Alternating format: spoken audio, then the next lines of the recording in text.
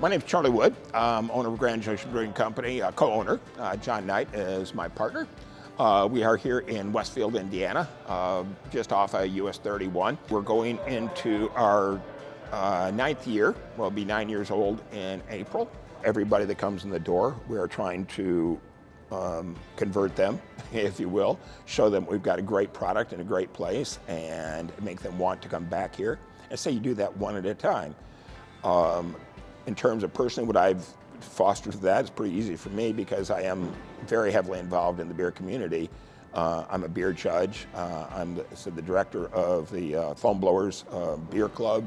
My life revolves around beer, which is kind of sad in some ways, but good in others. I don't drink that heavily, but I do love every drop of beer that I drink. And so being social and getting out there and going to the beer fest and serving and talking to customers and talking to people, and when people come in here talking to people and building that relationship, that's how the business grows.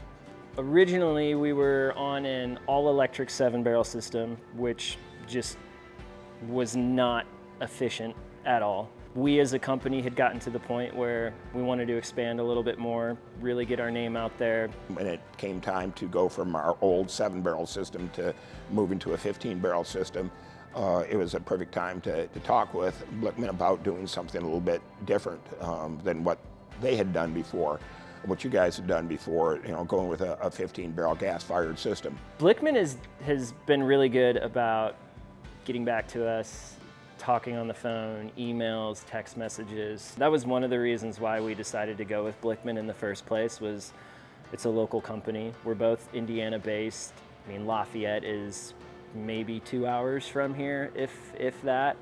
So a lot of it was just working with a local company that we knew was close enough that if we did have issues, I think this is the third time Tom has been here. But just, showing face, seeing that they care about their product and they care about their customers. Honestly, one of the best brew systems I've worked on before. I know it like the back of my hand now. I haven't named her yet, but I mean, eventually there'll be one of those days where she gets christened with the proper name.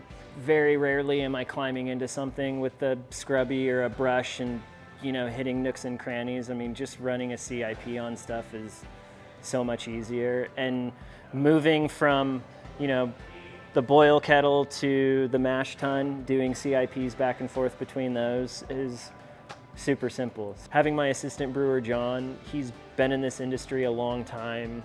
He used to run a home brew shop, so he has seen it on the small scale, and he has brewed on 20-barrel brew systems before in places out in Colorado. My favorite piece of equipment are the fermenters. It's a lot of small things that make a huge difference in your day. For anyone who's in the industry, when you're trying to keg off a beer, you need to move the racking arm. And if you have a tri-clamp, it gets very difficult to, you always have that fear of that tri-clamp falling off and the racking arm coming out, hitting you in the chest and losing your entire beer. So one of the things I like is this feature where you can actually loosen it, move the racking arm where you need it to be, tighten it back down, and you're ready to keg off your beer. You're not worried about it falling off. You have quite a bit of thread space on there, so it's constantly grabbing a hold, and this is not going to go anywhere. So, fantastic design.